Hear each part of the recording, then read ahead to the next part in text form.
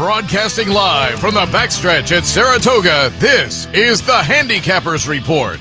Brought to you by CapitalOTBBet.com, the premier online wagering site in New York State. CapitalOTBBet.com. Sign up today. And the Clubhouse Racebook, 711 Central Avenue, Albany. Make it to the Clubhouse Racebook.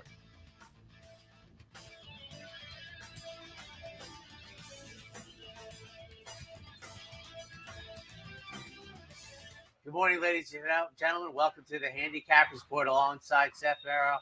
I am Anthony Mormino, and to repeat Groundhog Day, another beautiful morning. Today's gorgeous. Trackside. And man, they're taking advantage. Well, you're going to see. There's 4 horses, 5 about to go 6. And it's been like this since I arrived, 15 minutes ago. They have been really taking advantage of clear court on a gorgeous morning, and there's more happening over on. Although now that I'm thinking about it, I haven't seen the Bond crew go by yet, which is stick around. Yeah, which is 6 minutes, and you'll see. Yeah, I saw yesterday was funny though when you said, it's about every 8 minutes. It's not that bad, but then they went, and 8 minutes later they were back. I'm curious. There was a more traditional size golf cart in the royal blue painting. I think they have a number of them. I think so. So I'm not so sure they've already checked the box for like the 8:55 window. That's what so they have a few more minutes to get out here. But one thing I wanted to mention is I was looking at the paper the other day, Mr. Seth, that if this was the 1981 baseball season, you would already be in the playoffs. Having I haven't commented yet because I will readily admit. Not your place, but I will readily admit on where I really keep. I've been behind the home meet. I will readily admit that. You're up by 4 games. Normal workload. My normal workload. I'm not talking that number. I'm going to get to the number. So normally I keep track of my own stats over on Equidaily, and I've been behind for like 2 weeks now, so it hasn't been updated. When it is updated, they're getting a call down there because they were 2 off. The one Times Union I looked at was last Saturday. I just stumbled across the Times Union. They were 2 off my total last Friday. So you're saying the standings are incorrect? So whatever they're showing, if it's good, it's better. It's good. Right. You won the first. Like I said, if it was the 1981 base, I know you're not a huge baseball, but when they had the strike, what they decided was everyone who was leading the divisions before the strike, you're automatically in the playoffs. They played 2 halves separately. It's the only time. But you had like a 4-game lead, which is it's better. Is this are we on this is a U now, but are we on a 4-year win streak or something? I don't know. I think it's pretty. I don't remember. I thought we lost one over the past couple of years, but maybe not. It might have been close at the end and we surged. But yeah, I'm not paying attention to that. That got kind of funky the last couple of weeks this year. I was more for the team being and as we've said, it didn't wind out that way. So. As I've said before, don't believe everything you read in the paper. I'll leave it at that. I just got tired of the corrections myself. We talked about it before. One of those handicappers, and again, we love the Times Union. It's fun, but I do it for a living. I do it for a living, and it's in the newspaper, so I'd like it to be right. But also, as I say, the head-to-head, I would have been more fun with the team. If it's just me, I feel like it's unfair every other day. If it rains, let me put a caveat on it, because one of the handicappers there does a graded selection. Yes, and he has MTOs. Mr. Hollingsworth. I Right? can't do MTOs, and so that is another one. There was a race earlier. What I'll typically do is put my top MTO on top, and then if it doesn't rain, that one gets scratched out. And well, what happened was it was a rainy day. My top MTO scratched, but my second MTO won the race, so I get no credit for that. Whereas he can list his MTOs, and so it's a little bit of an unfair advantage there. So, like I said, I don't get. So imagine that you're overcoming disadvantage. I don't get worked out. Extra points. It's like I say, I like to say, if I select a winner and I beat an odds-on horse, there should be added bonuses onto this. But I really think I don't think I can look it up. They don't archive them that long, but I think it might be like 7-2 Capital over. They've done this like 9-10 years. You have an account? They must archive as long as they've posted them on the internet, right? They don't take them down. You could go back and look, I'm sure. You think so? Yeah. Yes, I do have an account, by the way. Yeah. I have probably the New York Times, the LA Times, the Post, the Times Union, Boston Globe. I have those 5 newspapers. And I tell people all the time, it's like, this is one area where I am not the old man get off the lawn. This is the greatest invention for those of us who love to read newspapers, because you get it at like 4 a.m. It's always dry. You never have to worry about it. My LA Times comes in about 6:30 in the morning because it's 3:30 out there. And there it is. And the smart ones, they've all done it now, but the smart ones realize that if I am going to get the old men, give me the option of what they call the e-newspaper. And that's what I always click on, because I am old, but I love it being delivered at, and as you said, trust me, my wife thinks it's the greatest invention in the world, less paper in the house. Mm-hmm. She's like, this is great, because when we were first married, she's like, what is it with you in newspapers? I said, I like to read. I don't think I've ever told this story, but when I was a teenager in high school, I used to walk to school past a convenience store, and it was inconvenient. And I would buy like 2-3 newspapers every day. And you talk about the old, so I usually wore an Oxford shirt to school, and it would just be, my friends would look at me and go, what is up with you? I love newspapers since I was I'm right with you, but I am kind of the old man, because I think they've gotten too expensive now. And that's, no, don't look like that. You used to be able to get a Post for $0.25. It's like $3 now. And so on a day-to-day basis, they're just, and I like the, so I don't read it. And that's shame on me a little bit, because I believe newspapers are very, very important. But I also believe they've changed so much. Like local newspapers now, there's barely anything there to buy.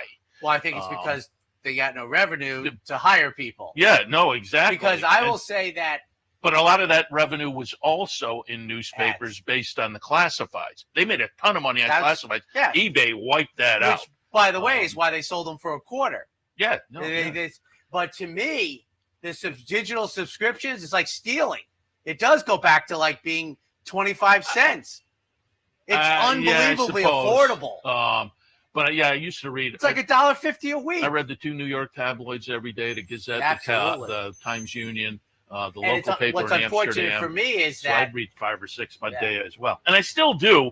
I will say I shop for the freebies often, but as I say, kind of shame on me, because I think if you don't have a local newspaper, how do you find out what the school board is doing and your local common council and the new restaurant opens up? So I think they're important, but it's just the model has changed enough. But I do think I have to say, Seth, I almost laugh when I pay for, and I'll just give you how good this works.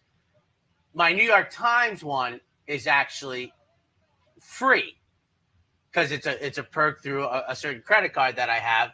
So that to me is worth like $500 a year. That's like $1.50 a day, etc. But when I pay like for the LA Times for the year, I laugh when I pay it. I'm like, are you kidding me? This is like, I thought most of those offers were like 6 months, and then when the 6 months was up, they got you. No, it's still really unbelievable. It's like because I know one thing. If you're saying, I don't even actually know what the newsstand price is, but if it is $3 a day, it's like $4 versus $20 for the week. Most of the papers are up in that vicinity. Are they? Yeah, I did not know that. They are not in that vicinity online. Yeah, no, I knew they were cheaper, but like I say, I also thought, well, there's the bond car right there. See? I also thought, as I say, you could get in for, hey, it's 1 penny for the next 6 months, and then 6 months ends. I thought I'll give you another one relevant to us here. 30 years ago, the American Produce Records was about $300. So forget adjusting for inflation. You got the leather-bound books. Boom. It is today, not adjusting for inflation, $2.75. So it's got to be near 50 cents on the dollar based on 1991, 1990 prices. It's a steal at $2.75 compared to paying $330 years ago. I mean, I have found technology might have made it easier to produce. Sure. Well, that leather-bound book, how much do you think that costs? Now they got a little, they don't even send out a CD-ROM anymore. That's what it first was. Oh, you're saying online? Oh, well, that definitely, as opposed to printing, it's definitely cheaper. I mean, what do you think they were into for the CD-ROMs? Yeah. 15 cents. Yeah. So, beautiful day today. Beautiful day. You got any? I was just going to go over the George Weaver update. The wrong bomb for me in the Galway. As I think it was Mike Welch, but they were talking about in the press box. It was like the other George Weaver pop idol gets it done at $37. Well, you're always supposed to bet the longest ones, aren't you? Apparently. On the jockey I was saying that about Richard Dutrow Jr. 20 years ago. Always bet the longer one. On the jockey side of things, it's going to be a fun battle. I read with a one-win lead over his brother Jose Ortiz, 34-33. Then you jump down to Ricardo Santana, and as I mentioned, I subsequently read a couple of tweets on Twitter last night, said the same thing.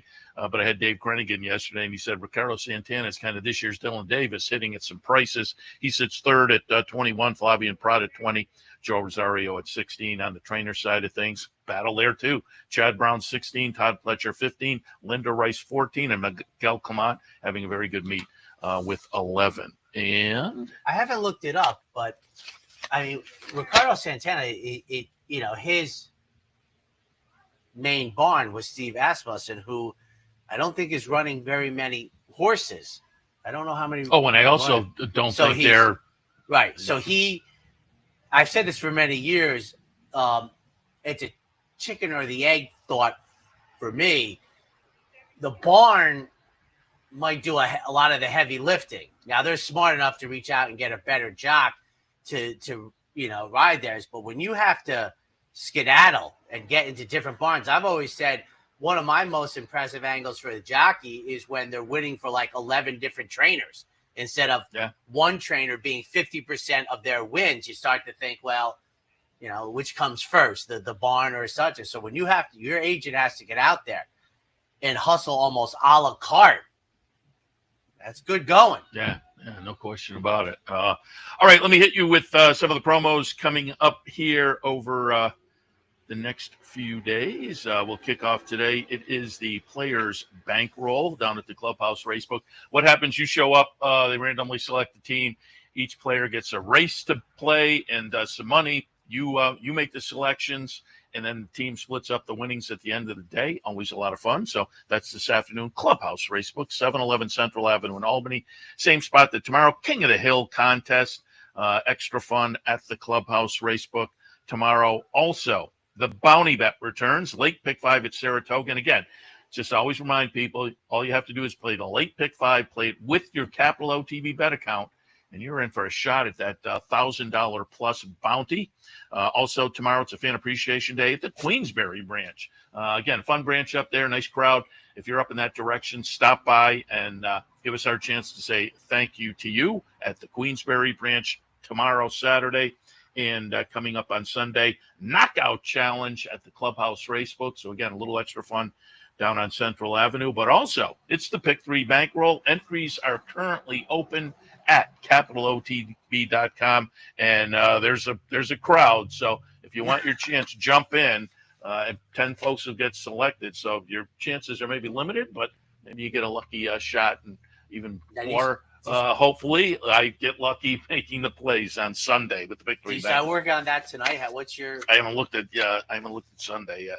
I said tonight. That's what I'm saying. No, you start your work tonight. And then you haven't done any work yet. Not on Sunday, but we talked about it before. I don't even make decisions on the Pick 3 though until I can see the scratches, because you don't want to get locked into some sequence and then feel like I went 4 deep in this leg because there's a 12-to-1 shot and a 20-to-1 shot that I think are live, and they both scratch, and then you're like, the sequence isn't that interesting. So yeah, I wait till the scratches come to absolutely. start to put them together. I mean, I say it all the time. This sport is based on fluidity. I mean, you have to be, my sisters marvel at it. They literally marvel. And I don't mean that as like an exact compliment. They marvel like almost borderline their stupidity. They're like, you said you liked the horse. I go, but I don't like the price. And the price is more important than the horse in the long run. And they just cannot conceptualize it. They're like, the horse paid $380. I go, and it what? I go, that's not the point. You show up twice a year. Don't lecture me on this part. The nuances of the game. I mean, I think now they are at the point they're like, well, you've had a job long enough, you must know something. But they're just they I think in their heart of hearts they don't get it. They're like, 4-1, 2-1. What does it matter? Well, it matters a lot. Also, there is no question that folks who are new to the game, they're happy with 380. You get people to come over for the first time, and they're happy to cash a ticket. I believe that. And then, you bring them in. I've sat with people over there before, and they got a show bet. They cash a show bet for 360, and they're happy they cashed the ticket. But then you sit down a little bit, and you kind of teach them a little bit of handicapping, and maybe by the end of the day, they're getting into it a little more. And if you can get them in for an exacta for $33, now all of a sudden the whole perspective can change a little bit. It certainly can. Time for, I'm guessing, the Brooklyn Cowboy. If it's Friday, it must be. And they're off. Chevrolet, Mazda, and Ford right now at the DePaula Auto Group. Take off the savings you need on the vehicle that you want. New cars, trucks, SUVs, hybrids, and all electric. Delivered with DePaula savings. And the DePaula Auto Group has hundreds of pre-owned cars, trucks, and SUVs. Remember, DePaula can service any make and model and has over 100 service bays. So buy DePaula. Think DePaula for all of your automotive needs. DePaula Auto Group. Chevrolet, Mazda, Ford, and pre-owned. DePaula.com. Hello, everybody. Kevin Cox, the Brooklyn Cowboy, here with the DePaula Play of the Day for Saratoga for Capital OTB, along with Walter J. Bijou Cox, as we celebrate his 90th birthday this week. We've been giving you our plays of the day on Fridays and Saturdays throughout the meet, and we've been basing our success on a 50 to win, 30 to place, 20 to show wager. And after showing a flat bet profit in our first 3 years in doing this, we're looking for a fourth straight profitable summer. Our play of the day today will be in race 7, number 1, Apalta. This will be one of those rare circumstances where our play of the day is not the top choice in our column. And we're doing such because we're seeing this fella as a 1, 2, 3 player, which bodes well for the bankroll team. This boy went for 35 times the $15,000 stud fee at auction a couple of years ago, so has obviously been well meant all along. He got smacked around a bit when breaking from a disadvantageous post in the Independence Day Overture, but still gave a good account of himself while besting half the field that day. He gets off the rail a bit for today's turf bow and is just about as well-bred for the turf as the main track. He's a half to a 3-for-7 stakes-placed turf winner who banked more than $110,000 and got the job done in the turf debut. So there are things to like here with our play of the day, number 1, Apalta, in race 7 at Saratoga. Have a great day, and we'll see you at the races. DePaula. Think DePaula for all of your automotive needs. DePaula Auto Group. Chevrolet, Mazda, Ford, and pre-owned. DePaula.com. Welcome back, ladies and gentlemen, the Handicappers Report. And I was looking up at 8-8, and this will be perhaps the most obscure thing I've ever said on this show. So on August 8th, now I'm really waiting. Now I've already made the joke. See, he's already laughing. So the joke is already in the bag. So on August 8th, 1988, race 8, the number 8 horse didn't win. I know that for a fact because I was dialed into that. That is pretty obscure, but I think it was Scottish Monk, to be honest with you. It was well, do you know this? Even more obscure? Was the betting public really on it? No. That is a Mormino numbers person. All those 8s.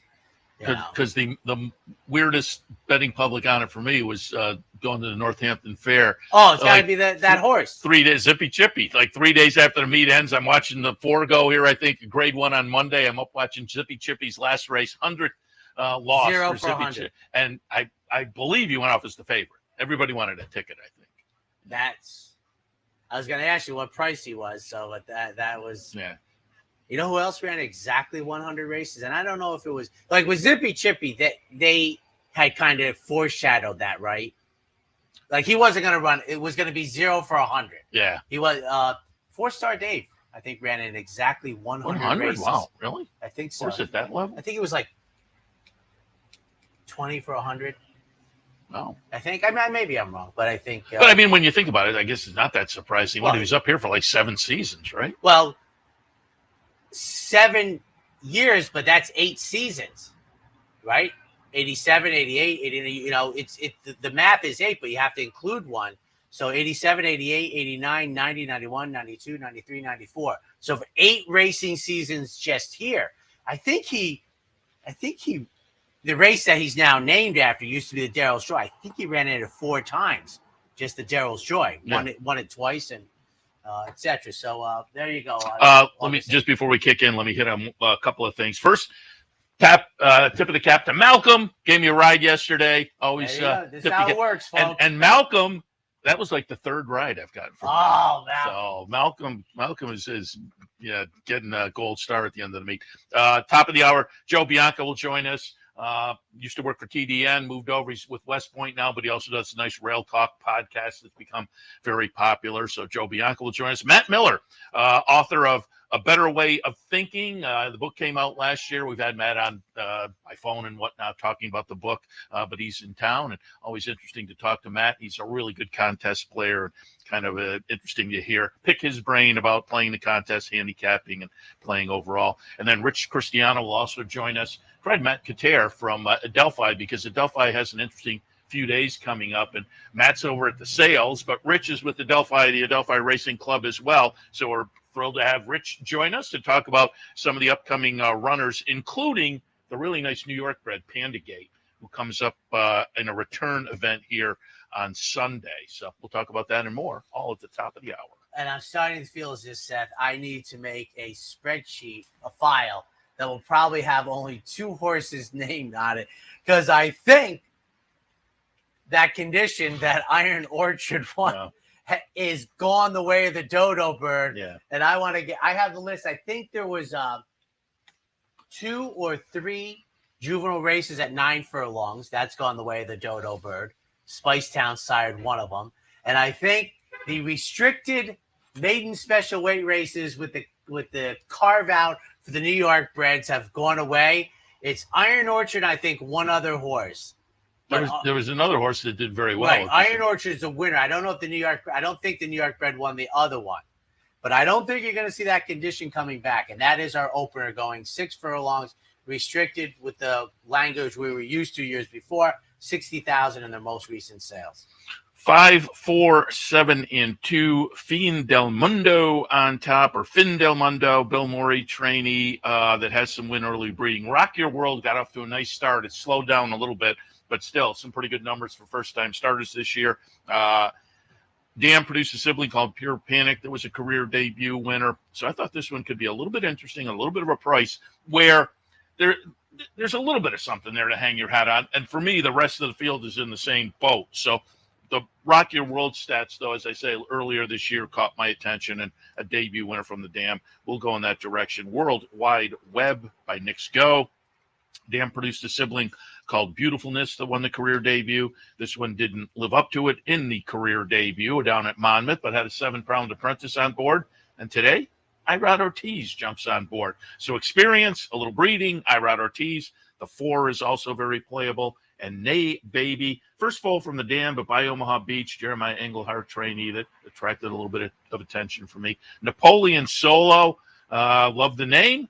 Also, there's a little win early here, but as I say, the first foal of the Dam, who herself was win early. So I think the Al Gold runner can do well, but being an Al Gold, and immediately upon seeing Napoleon Solo, I looked down and sure enough, it was an Al Gold runner. 5, 4, 7, and 2. and apparently the Liam's Map offspring yesterday, so they forgot to call me. No. And apparently they knew they had a runner, and it was on Hong Kong Phooey. For those of us a certain age, I thought they were funny cartoons. Rudy's struggling at this meet as he did a couple of years ago, but also I looked down. Rudy is not apparently into winning first starts. Yeah. That's I'm 164 guessing here, but running on Bourbon, I'm surprised he didn't catch any of your attention there, Seth. I like the workouts coming, into this start. There's enough other firsters. I mean, the one with the two with the starts do worry me, and I have Moon on Fire, another firster, an offspring of Mackenzie. Going to be a long price, which is what I wanted in this race. I thought it was wide open, and I don't know anything. The two horses with a race under belt are the 3 and the 4, and their buyer speed figures I don't think are enough to replicate to win this, so they have to improve. I mean, my idea with running on Bourbon is, do I think you can run a 55? Yeah, well, the two veterans ran low 40s. Take my chances at 8-1, 164. Bourbon Courage is a good win early sire, but the dam didn't produce any win early siblings. And I'm always leery about the one post position for first-time starters. So I looked at that horse, but I didn't pull the trigger there. Second race today, optional claimers, starter allowance, 5.5 on the grass. And I'm 362, and I liked Billionaires Row on opening day very much. I had mentioned the race at Pimlico before it doesn't show up in the chart, but his first 3 or 5 steps were amazing, and then the odds-on favorite just hit the booster, took over the lead. And I thought Billionaires Row ran well, and I think Billionaires Row ran very well here. Well, that was double-digit odds. Now we're 2.5 to 1. So, you didn't get all the money, but that was the opportunity. Hopefully we followed up here, kind of like Iron Dome followed up his victory, did it again at a price and distance. So on Billionaires Row, it's clearly far less appetizing than it was on the technical opening day of this meet. Alexis Zorba is my next pick, a good effort coming out of the same race as my top pick, and then Epithet, Gary Contessa's runner, making the first start since mid-April, 362. 3, 6, 4, and 1. So we have the same exacta there. Yeah, I'm with Billionaires Row. Mike Trombetta, Live Oak Plantation has shown some flashes, obviously already. There was the dud down at Pimlico, but the other races are good enough, and so I'll tilt in that direction. Film Academy coming out of the Maiden Breaker, that just one of those horses took a while to get going. Broke the maiden with kind of a consistent number that this horse typically throws, and I think it's going to be good enough to be in the mix here. And I have that. Film Academy's in the third spot. As I say, I had a 3-6. So those two bookend Alexis Zorba coming out of the second place finish most recently for the aforementioned Mike Trombetta. So kind of becomes I was going to say the other. I'm surprised. Actually, Alexis Zorba is the shorter price. So yes. The other is our top pick, Billionaires Row. But 3, 6, 4, and 1. To the third, and what I've also thought interesting, Seth, is they have competed these 2-year-old route turf races at both distances. They've had the mile and the mile and 16. They haven't been stuck in one. This is Open Company fillies in the third. Dark horse play of the day here, 2, 4, 6, and 7. I'm going to put number 2 on top. And again, that will be the dark horse play of the day, brought to you by the Dark Horse Mercantile and Impressions of Saratoga, both on Broadway. As I say, they're about a block apart on opposite sides of the street. Both worth a visit. Stop by and say hello. But I'll put Bis Clavet on top.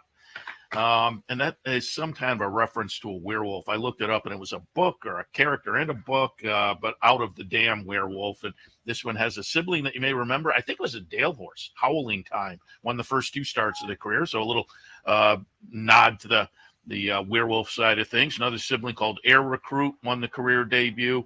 The other sibling was third, or won in the third career start. Let me put it that way.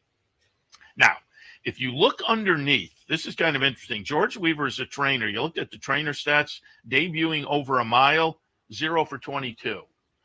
But I looked it up, and these stats go back, I believe, a year, 18 months. I looked it up. Last 3 years, George Weaver, first-time starters on the turf over a mile is actually 12%, 4 for 34. Last 3 years, same stats, first-time starters turf over a mile at Saratoga, 2 for 12, 17%. So you may look at that over a mile stat and kind of shy away, but I thought if you looked a little deeper, I at a little bit of value, I'm not shying away. I'm going to use Bis Clavret on top in here as the dark horse play of the day. Race number 3, horse number 2, Bis Clavret on top as the dark horse. Second spot, Deep Learning. Again, if you listen enough, you know I like the first-time starters from Chad Brown and Klarovich. Cairo Prince, who is to me a win early type of sire. I will note this year, maybe a little slower, 23 first-time starters, 1 win, 3 seconds, 1/3. So the numbers are have gone a little bit in the other direction, as tends to happen as these sires move into, 2, 3, 4 years out from making a little noise early on. The dams change or whatever, and the numbers maybe go down, but that they paid the amount of money they did with this team, Deep Learning in the mix. And then Social Scene. I've mentioned this before. If you look and you see that European breeding, I go to Equibase, and if you pull up a horse in Equibase, there are auction stats, and it will tell if the horse was sold at a European auction. And I had a feeling this horse might have been, and in fact was. So just as part of the information, it was sold at Tatter Sales October for over $600,000. So did attract some attention. A couple of siblings at the time of the sale, because I pulled up the sale page. They didn't have any wins, but I didn't go and double check to see what has happened since, because it wasn't that long ago. But again, I thought there was enough here that Social Scene was playable in the third, 2, 4, 6, and 7. Then I have Social Scene on top. A Kingman going middle distance, good enough for me. Throwing in Galileo on the bottom side as a grandsire. I would, it's a debut race, etc., but I would be happy to take this pedigree out of the Will Walden barn at 5-1. Your top pick, my second pick, I mentioned this earlier in the meet set, that Not This Time, who is a tremendously versatile stallion, already has multiple 2-year-old filly wins on the turf. He might run the table on these 2-year-old filly open companies. And the reason I kind of, make that point is, he was a dirt runner, and he's had very good success on dirt, but it just is eye-popping how versatile he is, in my opinion. And then number 9, Sweet Little, I'll go with Lila. In here, you have Kingman and Artie Schiller as Grand Stallion, 6-2-9 for me. All right, we'll head to a break as we continue on this Friday morning. And again, a gorgeous Friday morning up here with a lot of activity behind. It's on the front side. It's actually a little quieter than usual out in front of us. As they say, the Jim Bond contingent's only gone by. I will note, however, Friday is a turf work day, and turf works don't start till 10 o'clock. So maybe. And I always think that this 9:30-ish is kind of the lull, because there are a couple horses going around the turn now, but usually there's a bunch behind training the and gate. everything is sort of an early morning thing. Yeah. I come up about 8 o'clock and it's boom, but 9:30 I know it's kind of like you said, so they're prepping for 10 o'clock. They got to get over there, etc. We'll be right back. For more than 4 generations, Bruce Cerrone and his family have continued the 103-year tradition of delighting their local following and faithful summer crowd with the finest authentic Italian recipes. Classic Italian dishes made with the freshest ingredients, served in a home-like setting. Some things have changed in the last 103 years, but not Pinnell's commitment to the finest in Italian cuisine. Pinnell's Italian Restaurant, a Saratoga tradition since 1922. 284 Jefferson Street, just minutes from the track. The only thing better than watching the races is watching your own racehorse. With nearly 20 years experience in the racing industry, Bonaventure Stables' share-based ownership program enables everyday fans to become part owner of a thoroughbred for far less than you might think, with all the ownership perks at Saratoga, Belmont, Aqueduct, and other great tracks. Experience the thrill and lifestyle of owning your own thoroughbred racehorse. Learn more at bonaventurestables.com. Want to get your career in horse racing off to a fast start? Well, the University of Arizona's Racetrack Industry Program is your winning ticket. The Racetrack Industry Program has served as a springboard to some of the industry's most successful individuals, with a proven track record of job placement right out of college. If you want to earn a degree in the exciting horse racing industry, the Racetrack Industry Program can put you in the winner's circle.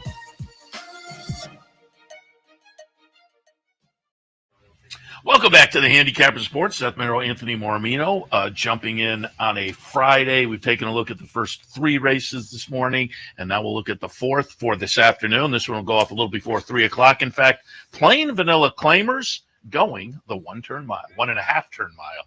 And, I that stat is out there from the 8th post position out, and he's got this as like the 8. And I will tell you, well, you see, Seth and I have the red, white, and blue, the old harness idea, the 1, 2, 3 inside. Well, I'm not, though, with the entry.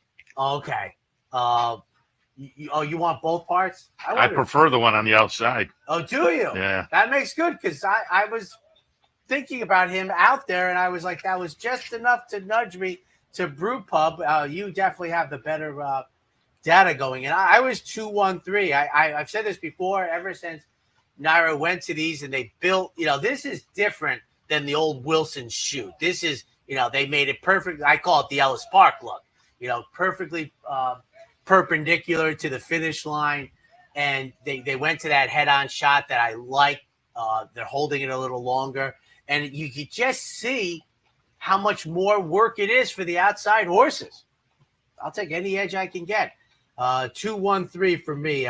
Robert Johnson sends out Tiberius Mercurius, I presume, coming into Finger Lakes. But the effort at the Spa was indifferent. I mean, just, a nothing type race. But now we get the inside and a little, position. You're going to fall into a good position.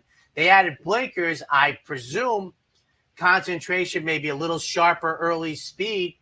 And then I have from the rail number 2 going in, shipping in from Parks, 3rd race since April. Off 2 good efforts. And then Brew Pub scheduled to break from the number 6 post position, part of the entry. The entry is breaking from 6 and 7. 2-1-3. And I mentioned it earlier, beginning of this meet, David Aragona and Mike Beer had put together a little series of nice videos. Handicap covered a bunch of subjects, but one of them, David Aragona put up a graphic looking at coming out of the Wilson shoot post positions over like the last 2 seasons. And you all the way through 7, you could be productive. Once you got outside of 7, it became a little more dicey. So I have the 1 entry on top. I prefer the 1A Winner's Ghost, who is coming out of the 7, but it's enough to, okay, we're still in the ballpark.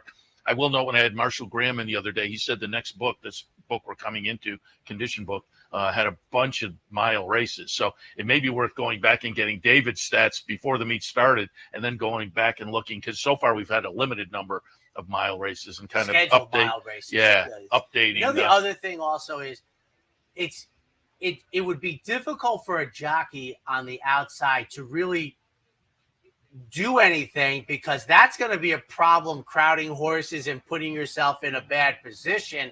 Your only thought would be, as I like to say, fake missing the break in the 45-degree angle. You're not going to have any chance to get over until really, the 6 furlong pole, because it's just, it's going to be Fall City. I mean, you're going to be on the arc unless of return. you have a clear speed horse that can and then really. You got to take your chances. But there was enough there for me to tilt towards Winner's Ghost, who, as I say, between the entry, that's the one I prefer. Fits at this level, been at this level the past couple of starts, been doing okay. Nobody's jumping off the page here. Valentin Day comes in off a nice second last time, albeit down at Parks. Last couple of races have been at Parks, so comes in, but picks up Irad Ortiz, and he's going to be clever, obviously, out of the inside post position at this distance. And Tiberius Mercurius, who, hey, again, this isn't a race where you're coming in with a lot of enthusiasm, but I'm the 1 entry, 2, 3, and 7. I agree. I thought it was very perplexing. On to the second. State bred 2-year-olds dashing 5.5 on the turf. 7, 10, 11, and 12. The 11 and the 12 are both on the AE list, and normally I won't use 2, but I thought if they get one or the other gets in, you have to take a look. If they don't, pull in Lawyer Mason, the number 2 horse in here. But Truman's Commander on top for me. There's a sibling called Amplitude, just one of 2 siblings, but that one sibling, second in debut, won the second start. It's Mark Cassie by Omaha Beach. So trainer can have him ready. The breeding says can be ready for the career debut. We'll put Truman's Commander on top. Moonlight Drive, the number 10 horse. Talked with George Abreu yesterday or Wednesday? Yesterday I had him. Yeah, they all start to run together. But we talked about Moon Age Daydreams, who will be coming back. Nice New York bred. And I think he said coming back in the auto, a race he won. She won last year. But she started the career 5th in debut, then a couple of wins, another sibling, Guardian Moon. But this is a sibling to Moon Age Daydreams. Again, a very nice stakes quality New York bred. So I think Moonlight Drive will be very playable. Then again, went out to the 2 AEs. Delilio and Cristobal, I think, are both playable off of debut efforts that I think are okay. And if we can move forward from either of those, I think right in the square situation. 7, 10, 11, and 12. And I said about Cristobal, for college football fans, Oregon, now University of Miami. He ran well on debut. And I also want you to know, Seth, at the end of this meeting, not only will I have the list of the horses who won as the MTOs, but I also will have a list of those who won. I make denotations also eligible number 1, 2, 3, 4. Putting it down, we've already had a couple AEs, win, and that's a column that I have because it says, Seth, I maybe 3 times in my history of the Handicappers Report, I've taken an AE on that. Seth is more apt to than I, but like you said, you take the first one. Yeah, the first you one. You got a chance. But the other thing on that is, and if you get they have the opportunity, and I also make a list when they have the opportunity, and they don't take it for whatever reason, whether it's LASIX or whatever. And I think this is true. I feel you get the option by the number you are. Like Cristobal doesn't get the first option. He gets the second option. If there's 2 open slots, he'll be given an option. 297 for me. Lawyer Mason, I love the debut. Now that 'Tis the Law comes right back. The buyer speed figure is anemic, but on debut for horses, to me, first off, the horse was 9-2. That to me is bet. Tom Morley first at 92. That's an interesting horse. And I always say, you got to give me about 3/8 of a mile, no matter what the race is, that shows me you can run. And then you just build on it from there. And as long as you get a price 6-1, I'm happy. 313, number 9 is my second pick. This is the classic style, which is you give me half the race and then exhaustion sets in, and I'm saying run worse, run worse. This horse lost 10 lengths in the 1/8 of a mile. Comes back today. For third, Truman's Commander, Mark Cassie's Omaha Beach on debut. 3-1 on the morning line, 297. And that 8 to me is, as I said, if I don't get the 80s, I'm pulling in your 2. But the 8's also interesting. There was a win early, 2 siblings for that one. One of them won on debut. So the Bobby Robato horse at 10-1 is interesting. Fox Ridge Farm, the Purple Silks. That used to be a Pat Kelly client. Oh, yeah. The Bink. Sixth race today, restricted maiden specials going 6 furlongs. I wrote the top of the page. This one's kind of a puzzle. I'm definitely making that list because, Seth, I feel very confident that condition is not coming back. And as I say, Maggie said a week or so ago, they used it early, which makes sense to fill races. So I don't know whether it was so much Iron Orchard kind of crushing it out of existence as maybe they were using to fill. And then as you get deeper in the meet, the 2-year-olds are more likely to, because the meet started this year much earlier than it typically starts. The earliest possible date based on the constraints of Labor Day being its early possible date and working backward. I'm 862. We have the 8 in our mix together. A firster that I put on top for Todd Pletcher, who I think is quietly, hard to say for Todd Pletcher, a terrific meet. Yeah. But it's not like 20 years ago, but he's doing great. An offspring of Tacitus, makes the debut for Mike Rapoli.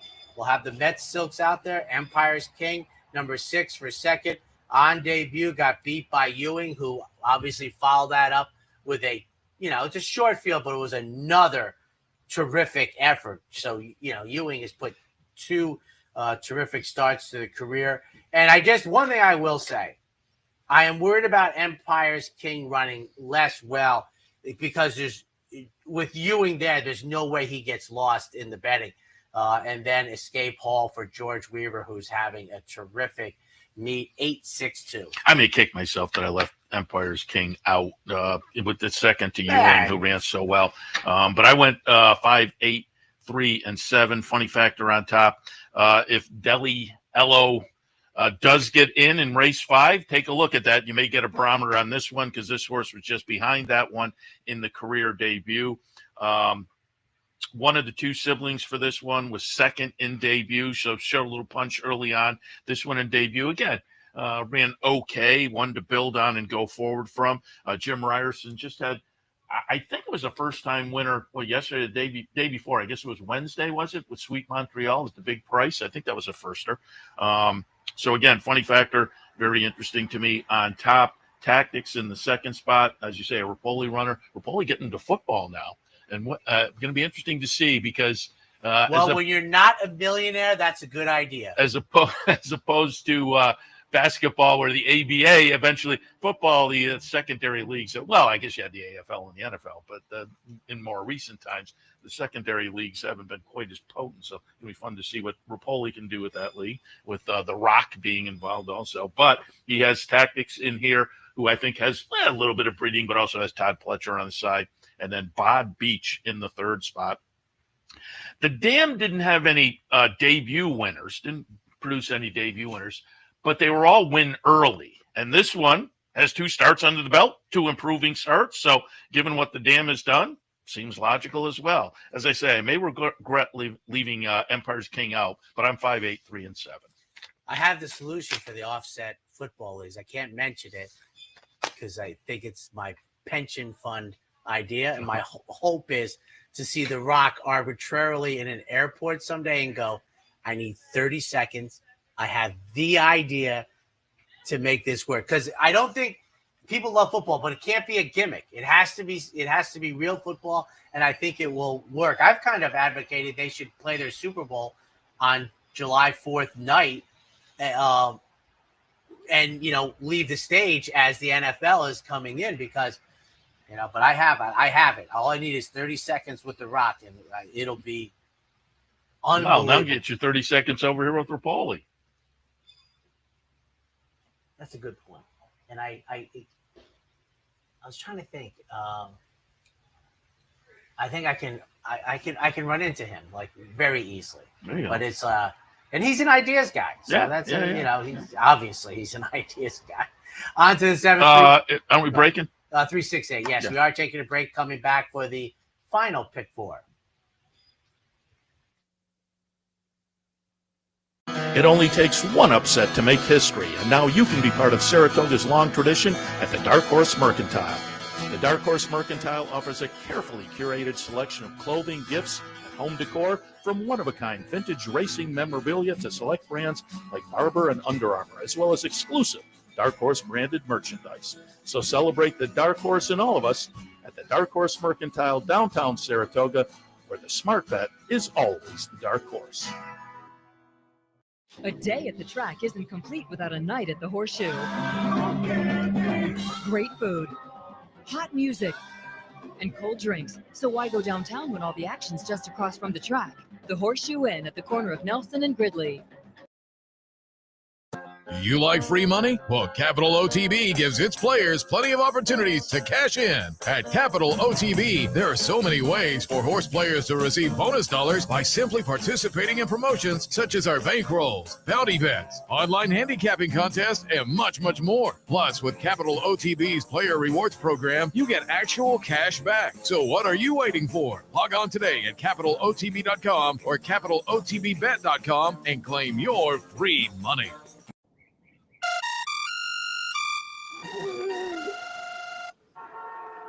Come on.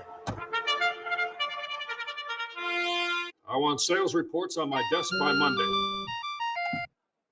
Oops, my bad. Love racing? RTN brings you every live simulcast on your home television, plus live video streaming and race replays on your PC and mobile devices. To order, visit rtn.tv. RTN, a breed apart. Welcome back, ladies and gentlemen. Race 7, open company, 3-year-olds, maiden special weights, going a mile on the turf. I'm with Kevin Cox. I have it 1, 2, 6, and 8. His play of the day, the West Point and Company runner Apalta. I believe it was my dark horse play back on that July 4th. May I ask you just one question about this? Why going to the turf? That was my. I almost went back to making my dark horse today. That's an outstanding debut. I thought the same thing, but I'm hoping it just indicates. Oh, they know. Exactly. They know. I'm hoping that's the game plan, and because that debut with some trouble, was perfectly good, solid number. Todd Pletcher now stretches out and goes to the turf. And as I say, given that I had it as my dark horse before, I almost made it my dark horse again, but I did have that question you brought up. But I think Apalta is going to be interesting. Salamis in the second spot. The seasonal debut down at Keeneland, I thought was very good. Solid number, improved number off the 2-year-old starts. And I think bodes well for this afternoon for the Chad Brown Juddmont runner. And Royal Presence in the third spot, Bill Mott trainee that clearly improved with the move to the grass. I mean, the finishing position was exactly the same, but was closer to the winner and had an improved buyer number. Adds the blinkers today. Second start on the turf after, again, having shown some improvement with the move to the grass. Seems like another logical player in here. 1, 2, 6, and 8. Now, here's a question for you. How many horses you think have debuted on dirt with an 81 buyer that didn't follow it up with a dirt race? Yeah, I think that's a very small class. Yeah, I would guess. I mean, I wouldn't care if you had the most dynamic turf breeding. That is, hey, watch him run a hole in the window, be like, Paradise. Well, and you have to wonder about that. I mean, when a horse does something that unusual, they may know something. Well, these people, you have to definitely think they.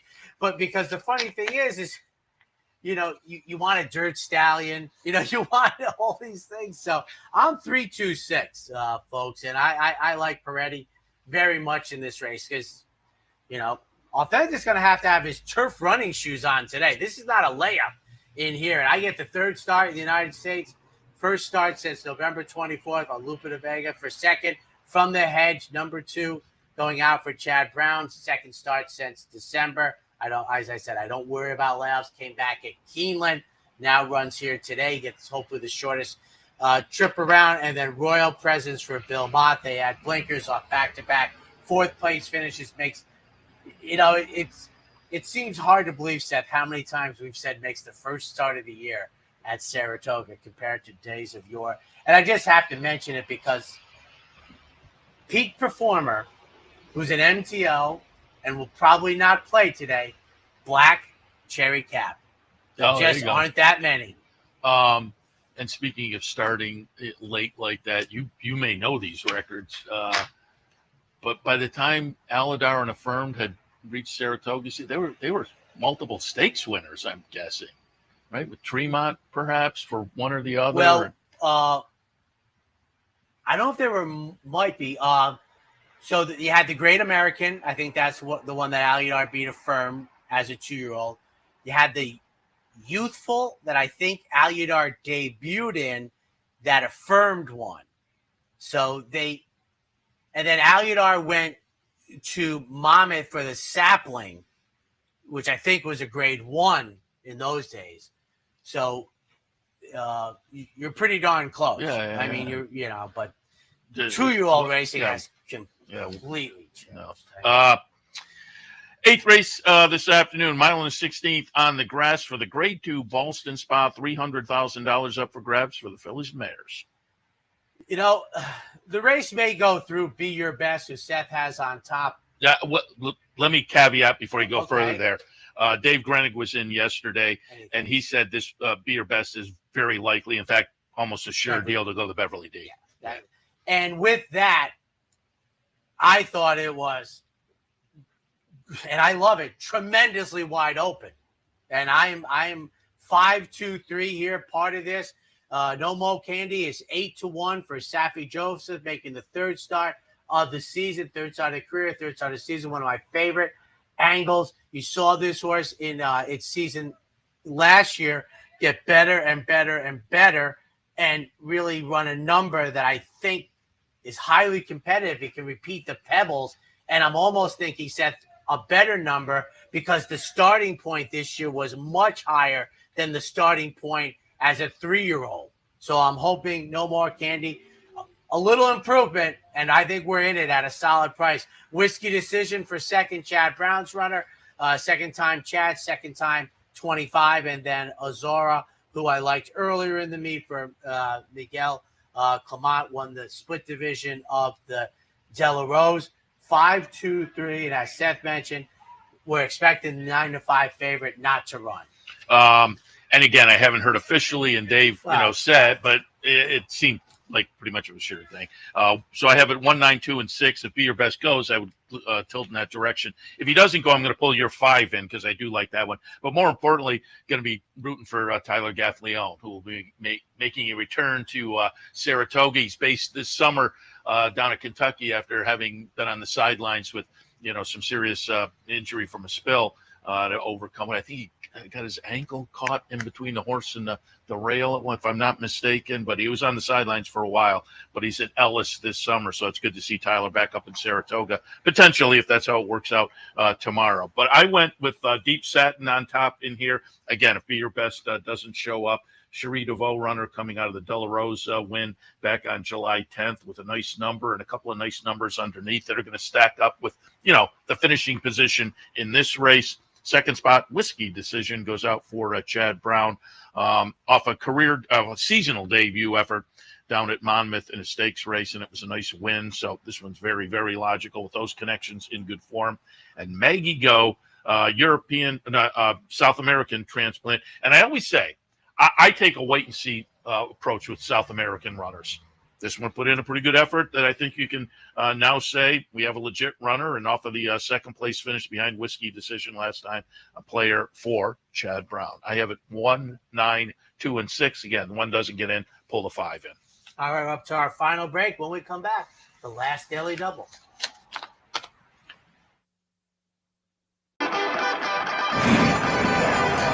Want to get your career in horse racing off to a fast start? Well, the University of Arizona's Racetrack Industry Program is your winning ticket. The Racetrack Industry Program has served as a springboard to some of the industry's most successful individuals, with a proven track record of job placement right out of college. If you want to earn a degree in the exciting horse racing industry, the Racetrack Industry Program can put you in the winner's circle. For more than 4 generations, Bruce Cerrone and his family have continued the 103-year tradition of delighting their local following and faithful summer crowd with the finest authentic Italian recipes. Classic Italian dishes made with the freshest ingredients, served in a home-like setting. Some things have changed in the last 103 years, but not Pinnell's commitment to the finest in Italian cuisine. Pinnell's Italian Restaurant, a Saratoga tradition since 1922. 284 Jefferson Street, just minutes from the track. Sometimes it pays to go with the flow, to check your worries at the door, to reconnect with your crew, to follow the thrills and the flavor, to roll with it and see where it takes you, to enjoy every minute to its fullest, and to dance like there's no tomorrow. You can do that here at Rivers Casino and Resort Schenectady, where the good times flow. 9th race on the card. Claimers going 6. 2, 7, 1, and 6. Consider it done on top on the class drop. I think this horse is going to be very live in here for Linda Rice. Now, it's a notable class drop, but they claim the horse 4 starts back for 30. They're going for 32 today, and they have a couple of wins since the claim. So money in the bank, dropping back down to productive level. I think this one is going to be well spotted in here on that move. Backtrack in the second spot. Also making a drop for Joe Sharp, who's having, again, a very good meet up here, but dropping out of Allowance Company down in Kentucky to this 32 level. I think potentially gets us back to the first couple of starts of the career, which showed a little more promise than the last 2. Also shows the first-time gelding symbol. I think that'll be beneficial, perhaps. Storm the Streets in the third spot. comes in from some Kentucky starts where the horse was showing some good form, really going back 4 starts back to fairgrounds. But this season has been kind of productive with 4 exacta finishes and 6 starts. And again, they've been those recent 4 starts. So comes in good form and picks up Irad Ortiz in the 9th, 2-7, 1-6. I'm 7-4-2. And the first time gelding you mentioned, it's a late June announcement, so it's somewhat believable. 10th and final today, scheduled to go off a little after 6:15. Maiden specials, a mile on the grass. 287, one of my favorite thoughts of the day. Free spin, down inside, going the mile, moves out of Riley Mossbarn into Richard Dutrow. You have a offspring of Hard Spun, 8-1 on the morning line. Wicked Improbable, Tom Morley's runner, very sharp on debut at nearly 30-1. You're not going to get that price. And then Uncle's Gold, big price in here at 15-1 for the debut. 287. I think with the scenario, we might hold up on the morning line, but hey, I'll take 6-1. Chad Klarovich and Irad Ortiz, 4, 3, 5, and 7. I did think Wicked Improbable was also playable, but favorable scenario hasn't been seen since the debut in February of 2023. Comes back as a 5-year-old.